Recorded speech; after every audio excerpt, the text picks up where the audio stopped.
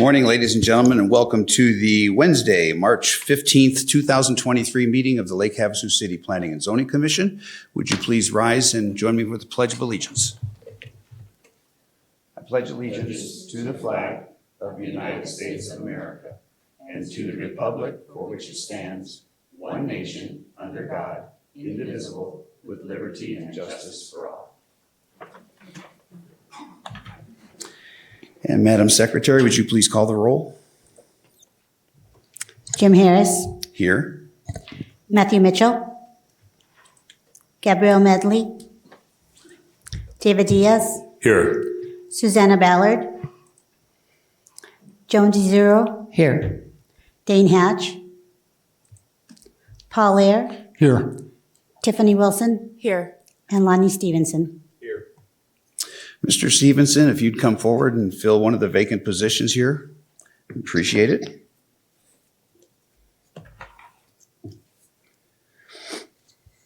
Okay, minutes of the last meetings. Are there any additions, corrections, deletions, anything? I'll entertain a motion to approve then. Chair, I make a motion to approve the minutes from the last meeting. We have a motion by Mr. Diaz. Do we have a second? I'll second. And a second by Ms. Wilson to approve the minutes of the last meeting. Any further discussion? Hearing none, let's go ahead and place our votes.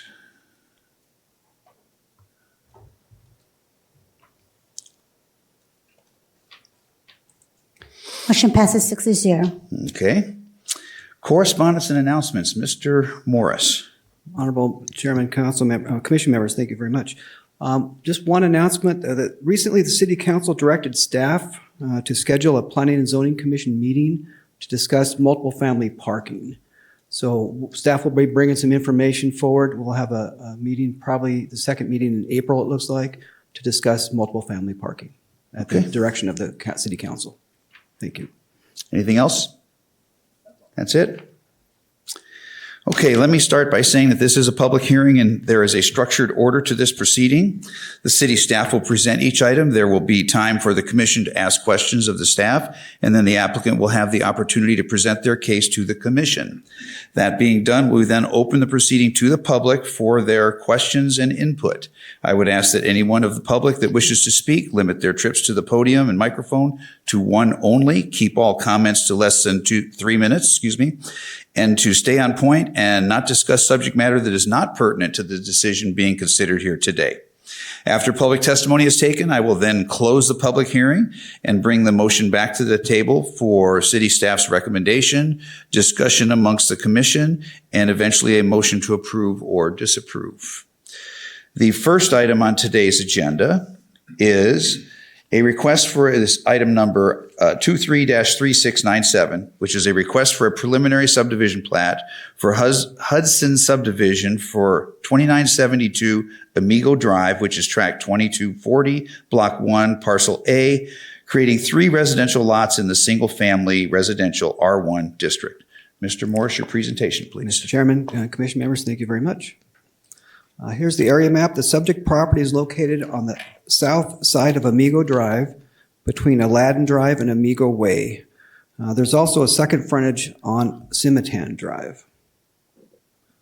The properties to the north, east, and west are zoned single-family residential and developed as single-family uses in vacant lots. The properties to the south are zoned two-family residential and developed for residential uses. Despite what this map shows, the property is zoned R1. The subject property was once owned by the city and was zoned public lands P1 district. Mr. Hudson purchased this property from the city in 2018 and rezoned the property to residential single-family R1 zoning. This subdivision process is required per the development code, or the subdivision code, Title 13, because Parcel A has already been created as part of Tract 2240 and is being split into more than 2 lots. The proposed subdivision plat will allow the proposed 3 lots to be individually owned. That concludes staff's presentation. Open any questions you may have, and the applicant is also here. Thank you. Okay, are there any questions of staff by commissioners? Anybody at all?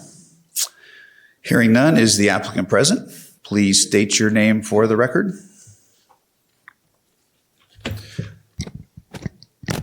Lee Johnson, APL Surveying. Good morning, Commissioners.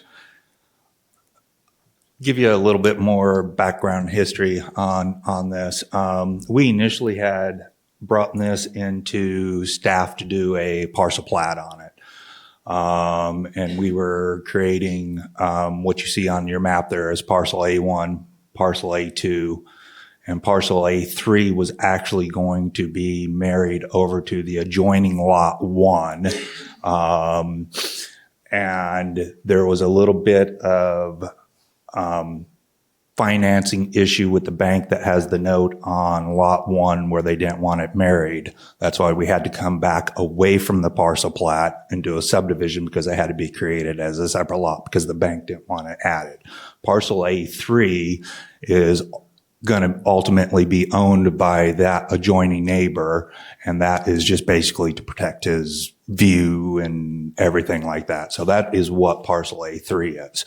Now on parcel A1 and A2, his ultimate intent, A1 is going to be his primary residence, and then he was going to build a garage and a casita on A2. But per city code, we cannot have double fronted lots where they have access off both streets. So the reason that we need to split in this is where he can have access off of both streets for his house on the main road and then his garage off of Amigo. So that is the main crust of why we're here today underneath the subdivision process and not a parcel plat process. The parcel plat's already approved.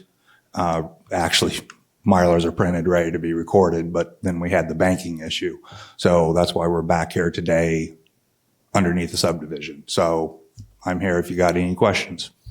So I have a question. Yeah. So was this kicked back because parcel A1 and A2 were going to be a single parcel? Yeah. Originally, A1 and A2 were going to be a single parcel where he put his house facing over onto Cimetan. And then ultimately he had an idea for a garage that would face Amigo with like a guest quarters down there. So I'm going to direct this to Mr. Morris. Typically, I understand why there might have been a concern with this, that typically in the past, anytime we have a property that borders two streets, they do not like to have a property that borders two streets because of the potential of creating an alleyway or a thoroughfare through that property. Correct. Between the two streets. And typically staff under those circumstances have you put a, 1 foot non-vehicular access on one of the roads where you cannot use it as Instead a of drive. just a caveat. Yep. So, but there have been parcels in the past that we have allowed this to happen primarily because of topography or something like that. And in this particular case, topography would be a mitigating issue, prohibiting that alleyway or dual access situation. Yes, if I may elaborate on that, Commissioner. Thank you, Chairman. In some cases, there have been requests to ask for an exception from the subdivision code.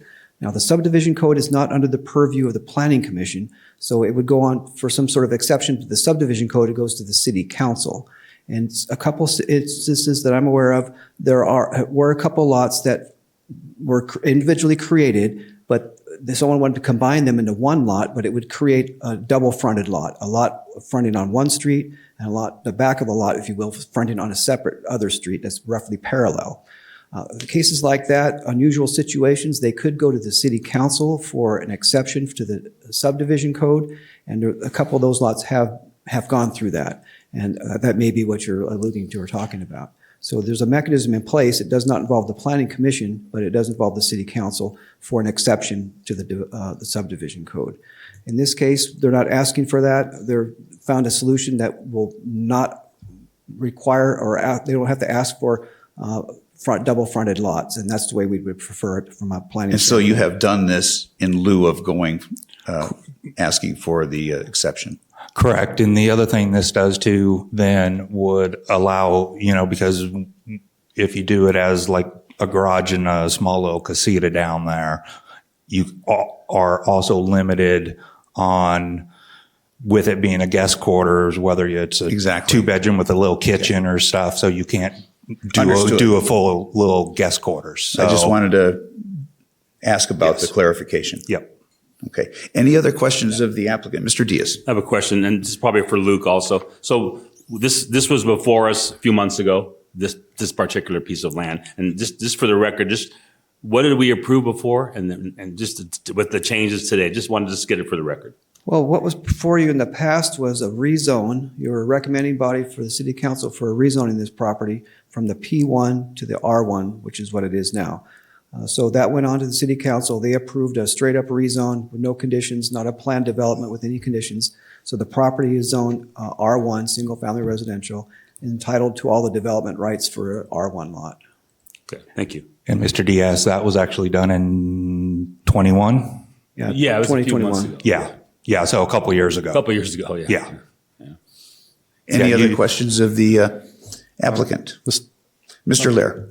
I guess this is for Luke or Lee. Are there any exceptions to the development code dimensionally to the frontage or anything like that? No, we meet all standards of the development code. The minimum frontage is 60 on a lot. They meet that. Minimum square footage out there is 10,000 square feet.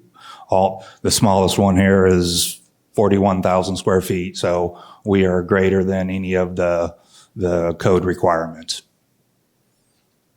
Any other questions of the applicant?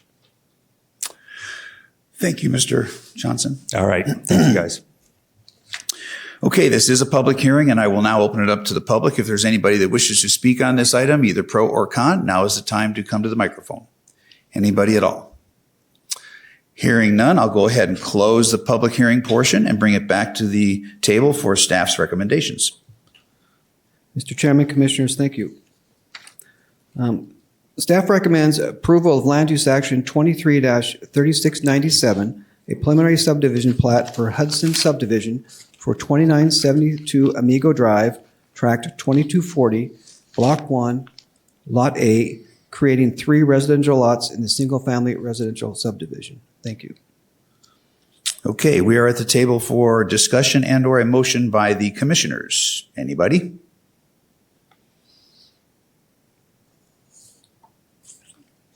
Ms. Zero? I'll make a motion to accept ID 233697, a request for a preliminary subdivision plat for Hudson Subdivision for 2972 Amigo Drive, Tract 2240, Block 1, Parcel A, creating 3 residential lots in the single-family residential R1 district. Okay, we have a motion. Do we have a second? Mr. Chairman, I'll second. Okay, the motion by Ms. Zero and a second by Mr. Lair to approve land use action 23-3697 with staff's recommendations. Any further discussion on the motion? Okay, hearing none, let's go ahead and call for the question.